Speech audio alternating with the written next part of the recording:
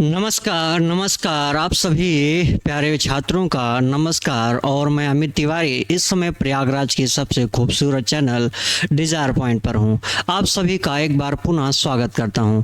आज हम लोग इस वीडियो लेक्चर में 5.1 के सभी क्वेश्चंस को करने वाले हैं, तो आप लोग तैयार हो जाओ 5.1 एक्सरसाइज के कंप्लीट क्वेश्चंस को करने के लिए। और आज की एक्सरसाइज हमारे बोर्ड एग्जाम के पर्पस से बहुत इंपॉर्टेंट होने वाला है, क्योंकि इससे पहले मैं कंसेप्ट को प्रीवियस वीडियो लेक्चर में क्लियर करवा दिया हूं। आज केवल एक्सरसाइज के क्वेश्चंस ही सॉल्व किए जाएंगे। तो आज हम लोग क्या करते हैं, बातचीत तो करते रहेंगे, कोई समस्याएं रहेंगी तो आप लोग बताते रहो, कमेंट करते रहो। होमवर्क जो दिया गया था उसका आंसर कमेंट में हर किसी छात्र का आना चाहिए। और आप सब इस समय होमवर्क को कमेंट में जवाब नहीं दे रहे हो, ये तुम्हारी कमियां हैं। 100% अगर अचीवमेंट करना है या पाना है तो आप लोग मेहनत ईमानदारी से किया करो। और इसी के साथ हम लोग स्टार्ट करते हैं, बाकी बातचीत करते रहेंगे। कोई समस्याएं हो तो डिजायर पॉइंट पर कॉल करके बातचीत कर सकते हो, ठीक है। चलो हम लोग स्टार्ट करने वाले हैं 5.1 एक्सरसाइज, जो भी समांतर श्रेणी से संबंधित है। और समांतर श्रेणी के कुछ प्रश्न हमारे सामने आने वाले हैं, एक एक करके इसको फटाफट हम लोग डिस्कस करने वाले हैं, ठीक है। चलिए स्टार्ट करते हैं, देखते हैं फर्स्ट क्वेश्चंस क्या है हमारे सामने। फर्स्ट क्वेश्चंस कुछ शब्दों वाले क्वेश्चंस हैं। तो समांतर श्रेणी में हमारे ख्याल से शब्द वाले जो क्वेश्चंस है ये आने के जो चांसेस है बहुत रियल 50-50 है। मैं 100% इस पे नहीं बोलूंगा, क्योंकि बहुत रेयर केस में 50-50% आ भी सकते, नहीं भी आ सकते। बट हम लोग कर लेते हैं 4 ही क्वेश्चन, उसके बाद जो क्वेश्चन आएगा वो MCQ वाले में आने के लिए इंपॉर्टेंट है, ठीक है। चलो देखते हैं क्या लिखा गया है। कह रहा है निम्नलिखित स्थितियों में से किन परिस्थितियों में संबंधित संख्याओं की सूची यानी अर्थमेटिक प्रोग्रेशन है, मतलब समांतर श्रेणी है। यह जो सूची दे रखा गया है समांतर श्रेणी है, और क्यों, यह भी प्रश्न कर रखा गया है और क्यों, ठीक है। तो चलो कर लेते हैं, देखते हैं। पहला इसमें दे रखा गया, फर्स्ट का पहला कहा गया है कि प्रत्येक किलोमीटर के बाद का टैक्सी का किराया, जबकि प्रथम किलोमीटर के लिए किराया 15 रुपया है। 1 किलोमीटर के लिए यानी पहले किलोमीटर के लिए 15 रुपया किराया लगता है, कह रहा है। और अतिरिक्त किलोमीटर के लिए किराया 8 रुपया है। कितना रुपया है, पहले किलोमीटर जाएंगे तो 15 रुपया देना पड़ेगा, और उसके बाद अतिरिक्त किलोमीटर जाएंगे तो 8 रुपया किराया देना पड़ेगा, ठीक है। तो कह रहा है कि प्रत्येक किलोमीटर के बाद टैक्सी का किराया बताना है, ठीक है। चलो हम लोग कर लेते हैं, फटाफट कर लेते हैं इसको। देखो इसमें दिया क्या गया है, दिया गया है सोल्यूशन में, इसमें दे रखा गया है, यानी फर्स्ट का हमारे पास ये फर्स्ट क्वेश्चन है, और इस फर्स्ट क्वेश्चन है। इसमें दिया गया है ना पहले किलोमीटर, यानी 1 किलोमीटर के लिए किराया कितना लग रहा है। देखो 1 किलोमीटर के हम लिख रहे हैं, मतलब समझ जाना किलोमीटर है, क्या है, या हिंदी में लिख लेना आप लोग किलोमीटर, ठीक है। 1 किलोमीटर के लिए किराया कितना लग रहा है, 1 किलोमीटर के लिए 15 रुपया। देखो पहले किलोमीटर के लिए कितना रुपया लग रहा था, 15 रुपया लग रहा था, ठीक है। कितना रुपया लग रहा है, 15 रुपया लग रहा है, ठीक है। अब कह रहा है कि 1 किलोमीटर के अतिरिक्त अगर चलते हैं तो उस पे किराया 8 रुपया हमें हर किलोमीटर पे देना पड़ेगा, ठीक है।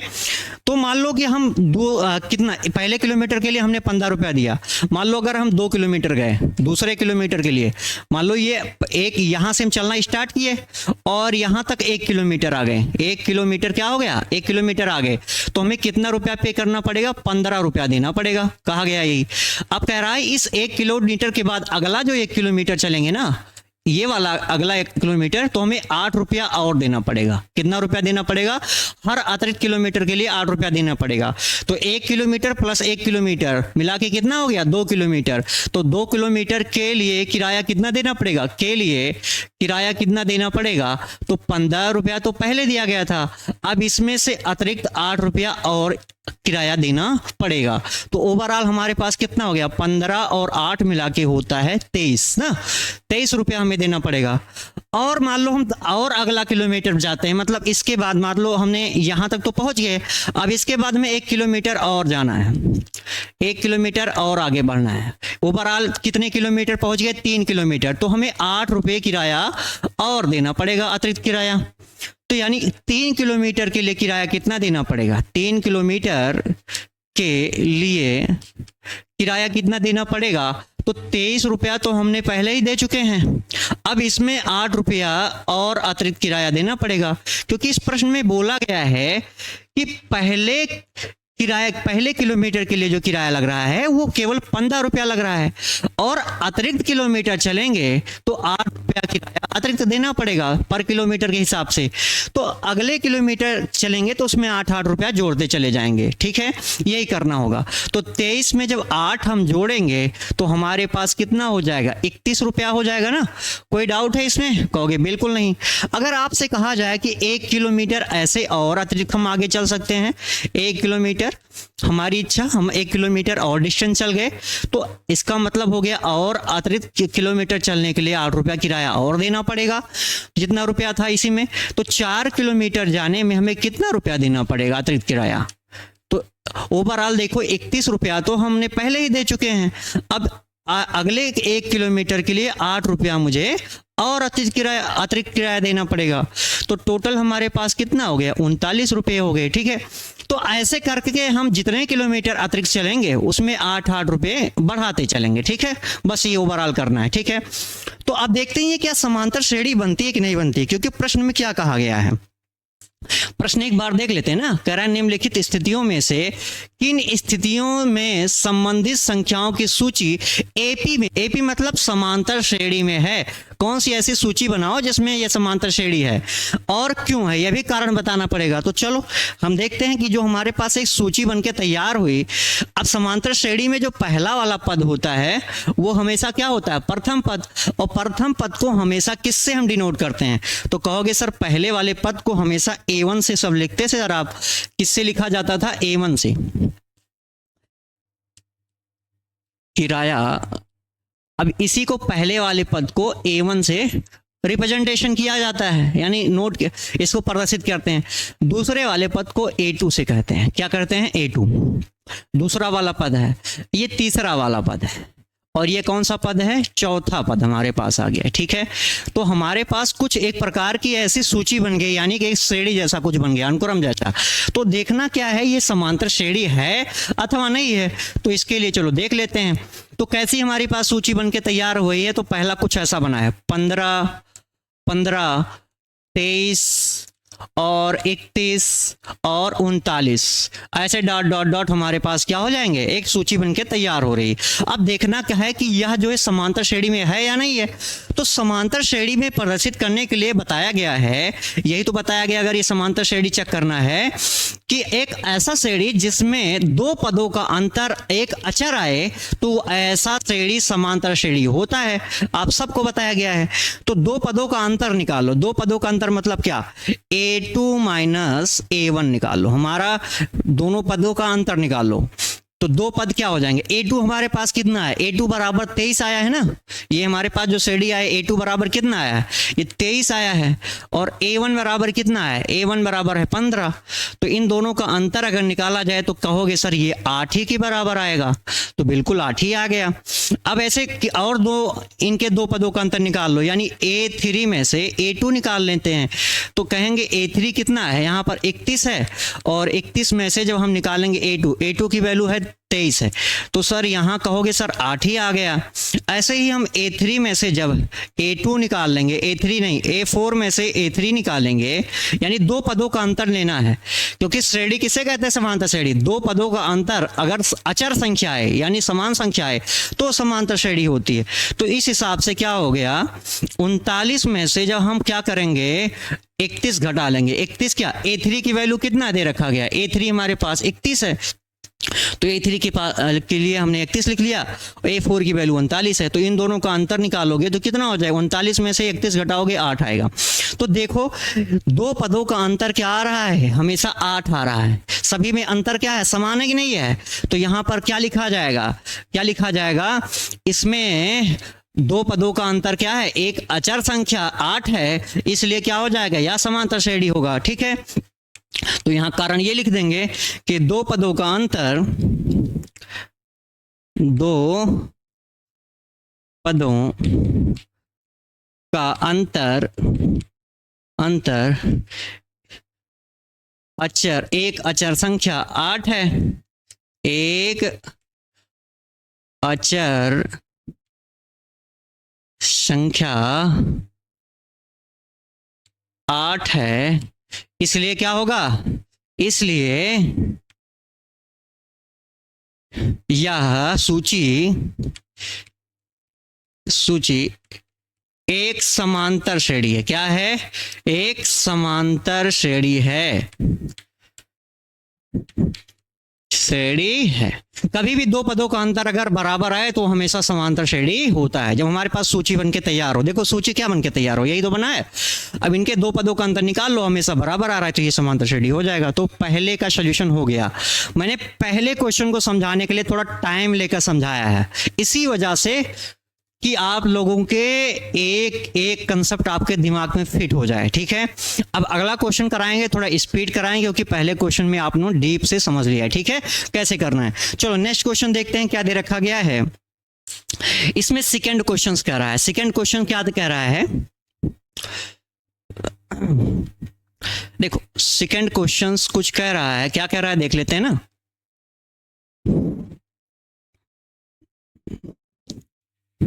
देखो सेकंड क्वेश्चन जो कह रहा है कि किसी बेलन में उपस्थित हवा की मात्रा जबकि वायु निकालने वाले पंप प्रत्येक बार बेलन की शेष हवा का 1/4 भाग बाहर निकाल देते हैं।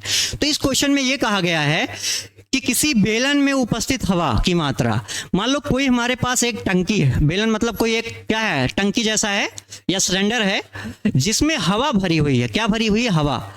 और प्रत्येक बार क्या हो रहा है, जबकि वायु निकालने वाला एक पंप लगा हुआ है, निकालने वाला हमने एक पंप फिट कर दिया उसी सिलेंडर में यानी टंकी में, तो प्रत्येक बार बेलन की शेष हवा 1/4 भाग निकाल लेता है। जितना हवा टंकी में है यानी सिलेंडर में अवेलेबल है, वो पंप क्या कर रहा है, उसका 1/4 भाग खींच के बाहर निकाल दे रहा है।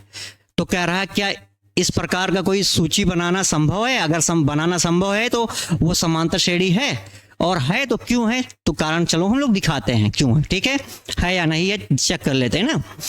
तो चलो इसमें क्या चीज दे रखा गया है, अच्छा क्या चीज नहीं दिया है, ये नहीं बताया गया है कि सिलेंडर में कितनी हवा है। बताया गया है कि इस बेलन में कितनी हवा है, नहीं बताया गया। तो सबसे पहले मान लेते हैं कि माना इस बेलन में उपस्थित हवा की मात्रा x है ना, x है, तो उसी में से तो 1/4 बाहर निकालेंगे बार बार। तो चलो मान लेते हैं ये चीजें।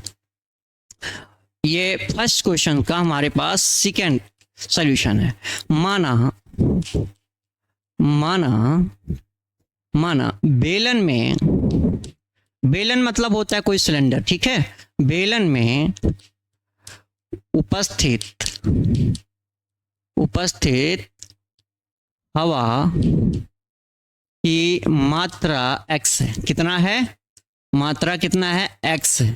ठीक है, x है, हमने मान लिया इसका उपस्थित हवा की मात्रा कितना है, x है, कुछ यूनिट होगा उसमें। ठीक है, अब कह रहा है 1/4 हवा जो है बाहर निकाला जा रहा है, हमेशा क्या हो रहा है, बाहर निकाला जा रहा है। ठीक है, तो पहली बार में जो होगा यानी कितना हवा निकल जाएगा, पहली बार में तो उसके पास प्रथम पद के पास कितना है, देखो यही हमारा बेलन में जो उपस्थित हवा है ना, यही हमारा क्या है, प्रथम पद है। तो प्रथम पद मतलब कितना, जितना उपस्थित होता उसी में से निकाला जाएगा। तो इसे बोल सकते हैं ना, ये उपस्थित हवा की मात्रा जो है इसी को बोल सकते हैं हमारा क्या है, ये प्रथम पद है। क्या है, क्या है, ये A1 है। क्या है, A1 है, और इसमें हवा की मात्रा कितना है, x है। ठीक है, अब क्या होगा, जब पहली बार पंप से हवा निकाली जाएगी तो शेष हवा कितना बचेगा, तो पहली बार हवा निकालने पर शेष मात्रा कितना मात्रा हवा बचेगा, कितना यूनिट बचेगा। तो ये हमारा क्या हो जाएगा, ये दूसरा पद हो जाएगा, यानी इसी को A2 से रिप्रेजेंटेशन करते हैं ना। तो पहली बार जब पंप से हवा निकालेंगे वो हमारा दूसरा पद होगा ना। कितना निकलेगा, तो वर्तमान में जितना हमारे पास है उसका 1/4। तो मान लो जैसे हमारे पास 20 रुपया है, मान लो हमारे पास 20 रुपया है। अब कह रहा है कि जितना 20 रुपया तुम्हारे पास है उसका 1/4 बाहर कर दो। तो 1/20 का 1/4 कितना होता है, 20 का 1/4 कितना होता है, 5 रुपया होता है। तो 5 रुपया बाहर करने के लिए किससे घटाओगे, जो हमारे पास रुपया टोटल पहले से था। तो पहले में से क्या करोगे, जितना 20 रुपया था उसी का 1/4 बाहर करोगे। तो ये कितना आ गया, 5 आ गया। तो 20 में से 5 घटाओगे, 15 रुपया बचेगा पहली बार। तो ऐसे ही हमारे पास जो पूरी हवा है ना वो कितना है, यक्स मात्रा है। कितना है, मात्रा में कितना है, एक्स है, यक्स है। और यक्स में से क्या करना है, जितना एक्स का 1/4 भाग हमें एक बार पंप करके बाहर हवा निकाल दे रही है। ठीक है, एक बार पंप किया गया तो सिलेंडर में जितनी हवा थी उसका 1/4 बाहर हो गया। तो कितनी हवा थी इसमें, एक्स था। तो यक्स में से 1/4 भाग क्या हो गया, बाहर। 1/4 भाग मतलब क्या होता है, जैसे हमारे पास कोई एक सर्किल है, उस सर्किल का 1/4 भाग क्या होता है, कोई 1/4, मतलब ये वाला भाग हो जाएगा। ठीक है, ये 1/4 भाग यही होता है। ठीक है, तो इसे लिखा जाता है 1/4 भाग। किसी भी मान लो इसका क्षेत्रफल कितना था, x था, तो x का 1/4 भाग हो गया। ठीक है, ऐसे ही कुछ समझ लो। हाँ चलो, तो ओवरऑल हमारे पास इतना मात्रा आ जाएगा। कितना आ जाएगा, इसको थोड़ा सा सॉल्व कर लेंगे। तो सॉल्व करेंगे, ये आ जाएगा कितना, इसे सॉल्व जब किया जाएगा तो x माइनस एक्स बटा कितना हो जाएगा, 3। और 4 का गुणा 3 में करेंगे तो कितना हो जाएगा, देखो 4 का गुणा x के साथ करेंगे 4x माइनस में x बटा कितना हो जाएगा 4। तो बराबर में कितना आ जाएगा, 4 में से एक x घटेगा तो 3x/4 आ जाएगा। कितना आ जाएगा, 3x/4। यानी अब टंकी में जो एक बार हवा 1/4 निकाल लिया गया तो कितना बचा हुआ है, शेष हवा कितना बचा है, 3x/4 बचा हुआ है। ठीक है, अब मैं क्या करता हूं, दूसरी बार पंप से हवा खींचता हूं, दूसरी बार भी, क्योंकि सूची बनाना है। तो दूसरी बार हवा निकालने पर शेष मात्रा कितना बचेगा, शेष मात्रा कितना बचेगा, देखो मात्रा कितना बचेगा।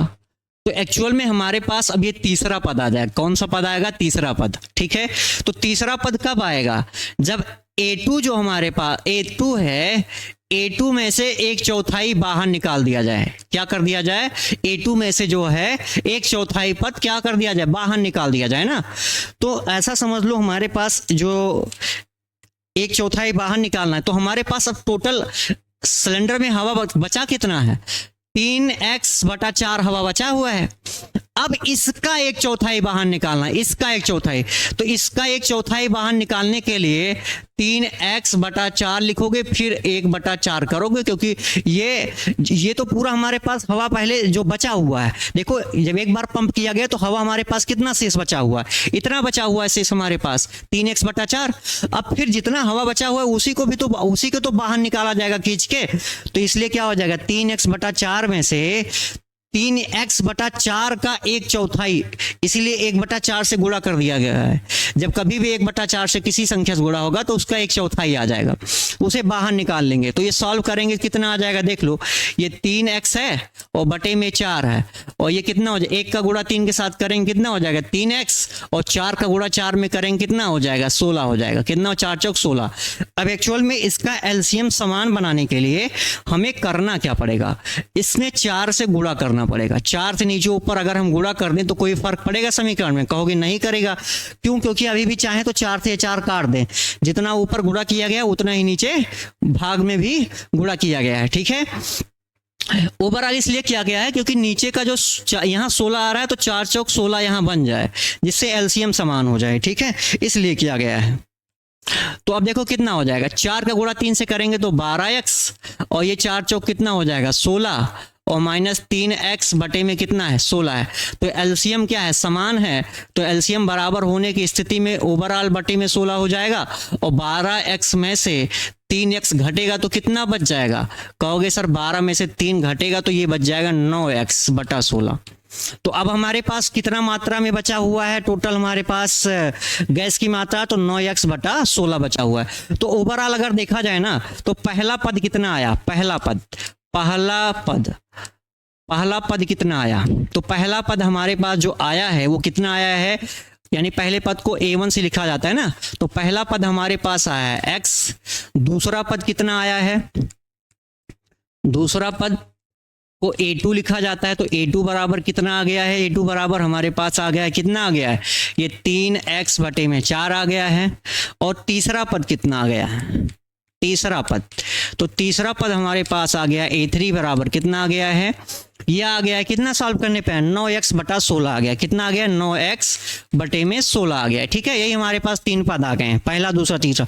अब कह रहा है इससे बनने वाला जो सूची बन के तैयार होगा ना, क्या वो समांतर श्रेणी में है, तो इसके लिए समांतर श्रेणी के लिए करना यह पड़ता है कि दो पदों का अंतर निकाला जाता है। तो दो पदों का अंतर अगर बराबर आ जाए, यानी a2 - a1, पहले दूसरे पद माइनस पहले पद, इन दोनों का अंतर निकालेंगे तो क्या आ जाएगा, दूसरा पद कितना है, ये 3x/4 है, और पहला पद कितना है, सॉरी यहां पर क्या हो जाएगा, a1 होगा, क्या होगा, a1।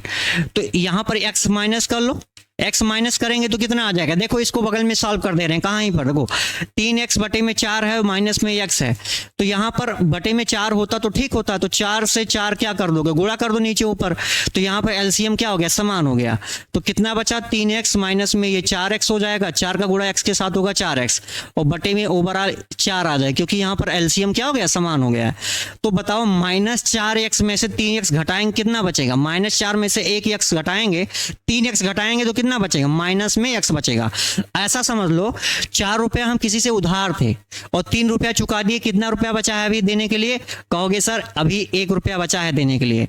तो उधार मतलब होता है ऋणात्मक संख्याएं, तो यहां पर -4x है, उसमें से +3x जोड़ेंगे तो हमारे पास -x बटा क्या आ जाएगा, 4 आ जाएगा, क्या आ जाएगा, -x/4। तो यहां से दो पदों का जब हमने अंतर निकाला तो क्या बचा, -x/4 आया है। ठीक है, माइनस में x बटा कितना आ गया, 4 आ गया। ठीक है, कोई इशू नहीं है ना। अब फिर ऐसे ही क्या करेंगे, दो पदों का अंतर निकाल लो, यानी क्या हो जाए, किन्हीं भी दो पदों का अंतर अगर समान आता है तो ये समांतर श्रेणी हो जाएगी। अब यहां निकाल लो a3 - a2, ऐसा भी कर सकते हैं ना, a3 में से a2 घटा लेंगे, तो a3 में से a2 निकालो क्या हो जाएगा, तो ये 9, a3 की वैल्यू कितना है, 9x बटे में क्या है, 16 है, और अगला हमारे पास क्या आ जाएगा, 3x बटे में क्या है, 4। तो इसका भी एलसीएम समान करने के लिए क्या करना पड़ेगा, समान चीजों से गुणा करना पड़ेगा। 4 से गुणा भी कर दे रहे हैं और 4 से भाग भी कर दे रहे हैं, जिससे संख्या पर कोई प्रभाव ना पड़ने पाए। इसलिए इसको नीचे 16 बनाना है, तो हमने क्या किया, 16 ऐसा नहीं नीचे हम गुणा कर दें, ऊपर नहीं करेंगे, ऊपर भी करना पड़ेगा, क्योंकि नहीं करेंगे तो इक्वेशन पे इफेक्ट पड़ जाएगा, प्रभाव पड़ जाएगा। अब यहाँ अभी भी चाहें तो जो ऊपर से पहले सवाल था वही होगा, अभी भी चाहें तो 4 से 4 नीचे ऊपर काटेंगे तो जो पहले सवाल था वही बना रहेगा। इसीलिए गुणा भी उस 4 से किया गया और भाग भी 4 से किया गया। ठीक है, अब देखो इसको सॉल्व कर लो, कितना आ जाएगा, सॉल्व करने पे कितना आ जाएगा, थोड़ा देखो बगल में सॉल्व कर दे रहा हूं, 9x/16 हो गया, और यहां पे कितना हो जाएगा, 3x, 4 का गुणा 3 में होगा, कितना होगा, 4 3 12x, कितना हो जाएगा, 4 3 12x हो जाएगा, 12x, और बटे में क्या आ गया, 16। अब यहाँ एलसीएम क्या है, 16, यहाँ पर एलसीएम सेम है दोनों में, यहाँ भी 16 यहाँ भी 16, तो बटे में 16 वो पूरा लिख सकते हैं। अब कह रहा है 9x में से 12x घटाओ, कितना बचेगा, अब बताओ 12 में से 9 घटाओगे कितना बचेगा, 3 बचेगा, लेकिन 12 क्या है, ऋणात्मक संख्या है, इसलिए -3 बचेगा, क्या बचेगा, -3x बटा क्या आ गया, 16। तो यहां पर देखो हमने निकाला इन दोनों दो पदों का अंतर, तो -3x बटा क्या आ गया है, 16 आ गया, क्या आ गया, -3x बटा 16 आ गया। अब देखो यहां पर जब हमने पहली बार दो पदों का अंतर निकाला तो -x/4 आया है, और दूसरी बार जब हमने दो पदों का अंतर निकाला तो -3x/4 आया है, मतलब 16 आया है। तो बताओ इन दोनों पदों का अंतर समान आया, कहोगे ये सर दोनों पदों का अंतर समान नहीं आ रहा है, और जबकि समांतर श्रेणी का यही नियम होता है कि इसके श्रेणी के किन्हीं भी दो पदों का अंतर लो और समान अगर आता, समान अचर संख्या आता है, तब तो वो समांतर श्रेणी हो जाएगा। जैसे अभी हमने पहले क्वेश्चन में सॉल्व किया था, तो पहले वाले क्वेश्चन में देखो दो पदों का अंतर जब मैं ले रहा था ना, इसके दो पदों का अंतर सारबंतर के लिए, किसके लिए, इसी को सारबंतर बोलते हैं ना, इसी को समांतर श्रेणी में सार्वंतर लेवल बोलते हैं। तो दो पदों का अंतर जब हमने सार्वंतर के लिए निकाला था तो यहाँ पर ये तब भी 8 आया था। तीसरे और दूसरे पद का अंतर निकाला तब भी 8 आया। चौथे और तीसरे पद का अंतर निकाला तब भी 8 आया। लेकिन अब की वाले केस में क्या है, देखो यहाँ पर समान ही सब में आया है ना, तो समान आया इसलिए ये दो पदों का अंतर एक अचर संख्या 8 है, समान अचर संख्या 8 है, इसलिए समांतर श्रेणी होगी या सूची समांतर श्रेणी। लेकिन यहाँ पर दो पदों का अंतर जो हमने अभी निकाला है ना, यहाँ पर अलग अलग आ रहा है, -x/4 आ रहा है और -3x/16 आ रहा है। तो दो पदों का अंतर जब हमने निकाला है सार्वंतर के लिए, तो यहाँ पर क्या हो रहा है, समान नहीं आ रहा है, बल्कि क्या आ रहा है, अलग आ रहा है। तो अलग आने की स्थिति में क्या हो गया, ये समांतर श्रेणी नहीं होगी। ठीक है, तो यहाँ पर यही चीज लिखोगे, अतः यह समांतर श्रेणी नहीं है, अतः यह सूची समांतर श्रेणी नहीं है, समांतर श्रेणी नहीं है। इसके पीछे कारण क्या है कि दो पदों का अंतर क्या है, यहाँ अचर पद क्या है, समान नहीं है ना, इस वजह से दो पदों का अंतर अलग अलग आ रहा है। ठीक है, तो चलो अगला क्वेश्चन देख लेते हैं। इसके बाद क्या दे रखा गया है, अगले क्वेश्चन में दे रखा गया, कह रहा है प्रत्येक, थर्ड वाला करना है ना, पहले का तीसरा, कह रहा है कि प्रत्येक मीटर की खुदाई के बाद एक कुआं खोदने में आई लागत जबकि प्रथम मीटर खुदाई की लागत जो है 150 रुपया है, और बाद में प्रत्येक मीटर खुदाई की लागत 50 रुपया बढ़ती जाती है। तो क्वेश्चन में ये कह रहा है ना, यही कह रहा है कि प्रत्येक मीटर खुदाई के बाद एक कुआं खोदने में आई लागत बताना है। मतलब प्रत्येक मीटर, मतलब एक मीटर खोदने के बाद अगला जो दूसरा मीटर आएगा, उसके बाद जो मीटर आएगा अगला मीटर आएगा, ऐसे करके। तो कह रहा है एक कुआं खुदाई के बाद एक कुआं खोदने में आई लागत बताना है। क्या आएगा अगला, मतलब मीटर खोदने में कितना लागत आएगी ये बताना है, कह रहा है इसमें। लेकिन दिया क्या गया, कह रहा है जबकि प्रथम मीटर खुदाई के लिए लागत जो है 150 रुपया लगता है। यानी एक मीटर खुदाई के लिए लागत कितना लग रहा है, 150 रुपया लग रहा है। फिर कह रहा है कि और बाद में प्रत्येक मीटर खुदाई के लिए 50 रुपया बढ़ता जाता है। बाद में अगर अगला मीटर खोदेंगे ना, अगला के बाद अगला मीटर खोदते जाएंगे तो 50-50 रुपया अतिरिक्त खर्चा बैठने वाला है। तो कह रहा है बताओ ये समांतर श्रेणी बनेगी कि नहीं बनेगी, इससे संबंधित सूची जो होगी। तो चलो चेक करके देख लेते हैं। तो इसमें दे रखा गया है प्रथम मीटर के लिए सॉल्यूशन, ये है फर्स्ट का तीसरा क्वेश्चन। कह रहा है इसमें दिया क्या गया है, देखो प्रथम मीटर मतलब पहले मीटर के लिए, एक मीटर खुदाई के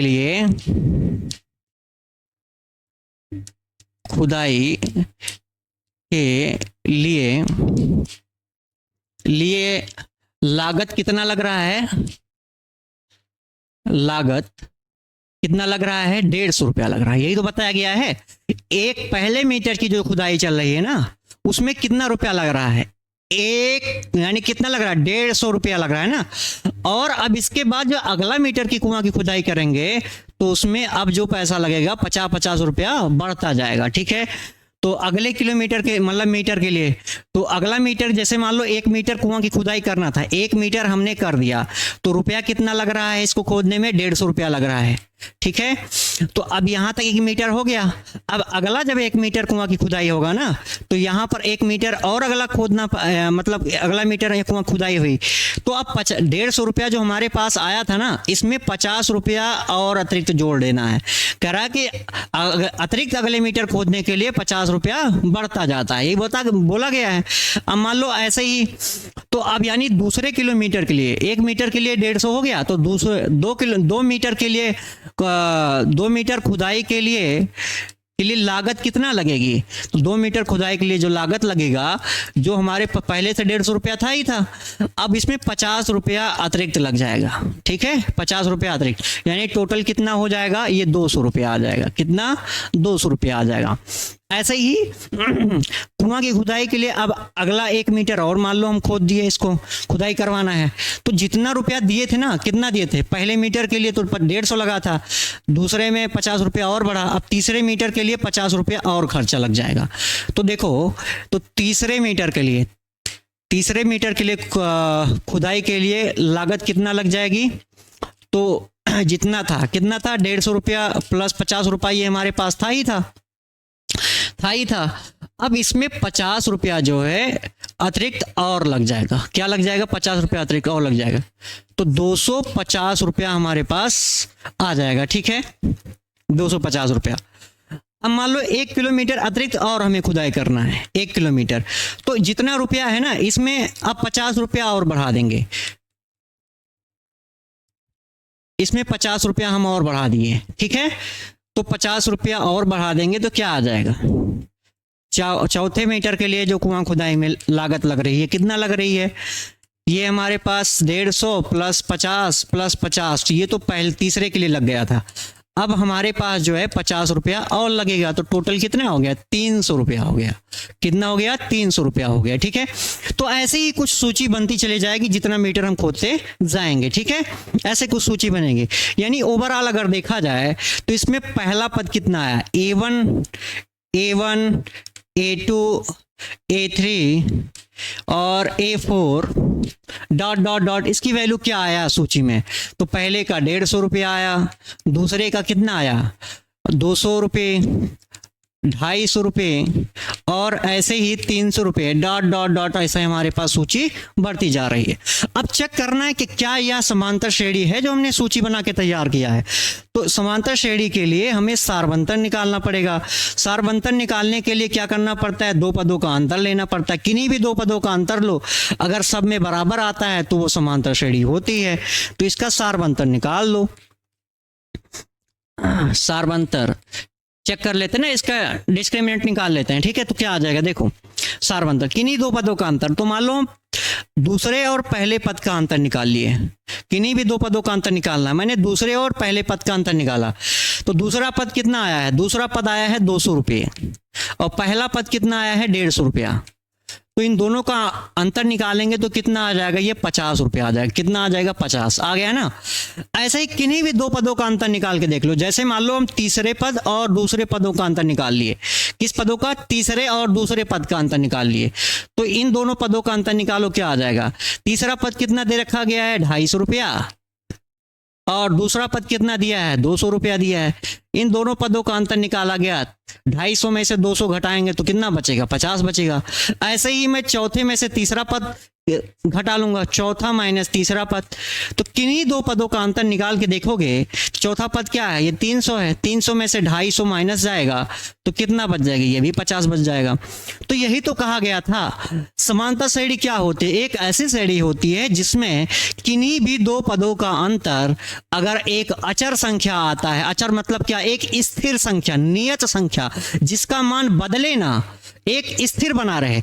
तो देखो, 2 पदों का अंतर निकाला गया, वो हमेशा 50 ही बना है कि नहीं बनाया? जबकि मैंने पद बदल दिए फिर भी अंतर क्या आया? समान ही आया, एक अचर संख्या बना हुआ है। तो ऐसा जब सूची बन के तैयार होता है उसे कहा जाता है समांतर श्रेणी। तो यहां पर क्या कहोगे? तो इस प्रकार यह सूची एक समांतर श्रेणी है। यह सूची या ऐसा लिख सकते हो कि यह अनुक्रम एक समांतर श्रेणी है। तो यह सूची एक समांतर श्रेणी है। ठीक है, क्लियर हो गया ना? किसी प्रकार की डाउट तो नहीं है ना? कहोगे सर बिल्कुल नहीं, एकदम क्लियर हो गया। ठीक है, चलो अब इसके बाद अगला क्वेश्चन हम लोग करते हैं।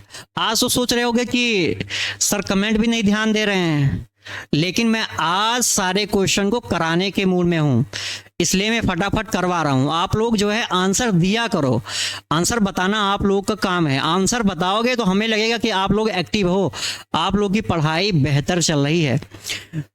तो हम लोग करते हैं ना आगे, बाकी बातचीत तो करते रहेंगे। चलो 4th क्वेश्चन कर लेते हैं। इसमें 4th क्वेश्चन देखो क्या कह रहा है। अब इसमें 4th क्वेश्चन ये दे रखा गया, कह रहा है कि खाते में प्रत्येक वर्ष का मिश्र धन, जबकि 10,000 रुपए की राशि 8% की वार्षिक की दर से चक्रवृद्धि ब्याज पर जमा की जाती है।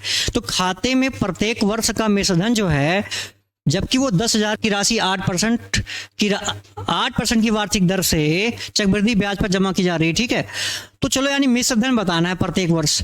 तो सबसे पहले इसमें बता ही रखा गया रुपया कितना दिया है, इसकी दर दे रखा गया, और फार्मूला तो हम सब जानते हैं क्या होता है फार्मूला। मिश्र धन का फार्मूला यही होता है, मिश्र धन का फार्मूला होता है मूलधन और गुणे में होता है 1 प्लस दर बटा समय का होल। कितना होता है, यहाँ ऊपर लगा होता है समय, यही होता है हमारे पास फार्मूला। ठीक है, मिश्र धन का फार्मूला। चलो फटाफट इसमें कर लेते हैं। देखो पहला वर्ष पहले यानी मूलधन कितना दे रखा गया, मूलधन हमारे पास जो दे रखा गया है वो दिया गया है कितना, 10,000 रुपया। कितना दे रखा गया, 10,000 रुपया, ये दे रखा गया है। अब कह रहा है पहली वर्ष यानी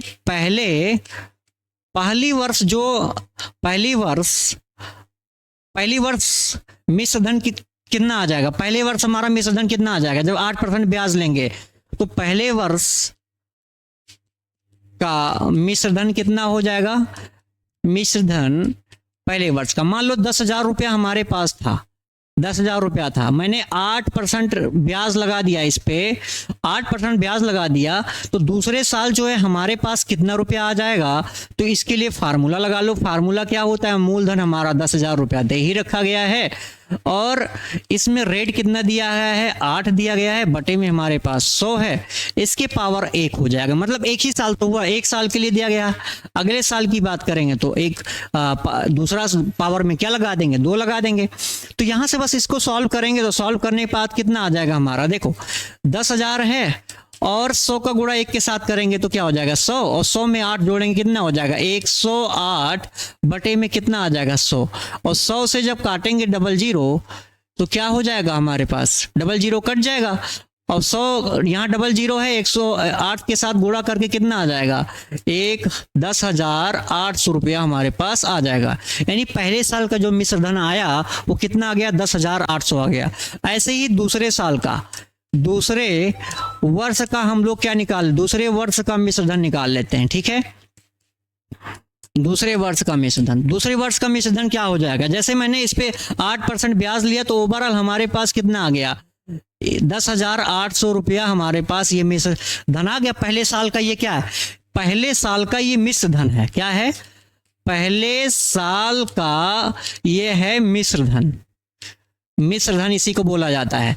लेकिन दूसरे साल का ये मूलधन है, इसी को दूसरे शब्दों में कहा जा सकता है दूसरे साल का मूलधन, इसी को कहा जा सकता है दूसरे साल का मूलधन। तो दूसरे साल का मूलधन कितना आ गया है, 10,800 रुपया आ गया है, 10,800 रुपया आ गया है।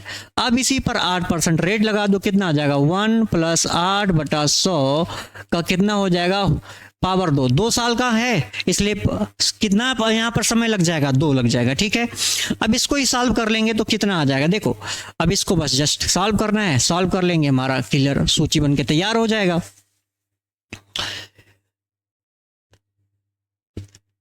तो यहां पर देखो क्या आ जाएगा, सॉल्व कर लेते हैं, कितना आ जाएगा 10,800 और 100 का गुणा 1 के साथ करेंगे 100 में 8 जोड़ेंगे तो 108 बटा 100 का होल स्क्वायर हो जाएगा। तो इसको थोड़ा सा अगर सहज करें तो हमारे पास गुणा करने पे कितना आ जाएगा, 108 का होल स्क्वायर कहने का मतलब 108 का 2 बार गुणा करना, और बटे में कितना है 100 का भी 2 बार गुणा करना, क्योंकि इसकी पावर भी 2 लगा है, पावर 2 लगाए मतलब 2 बार इसका सेम संख्या का मल्टीप्लाई कर देना।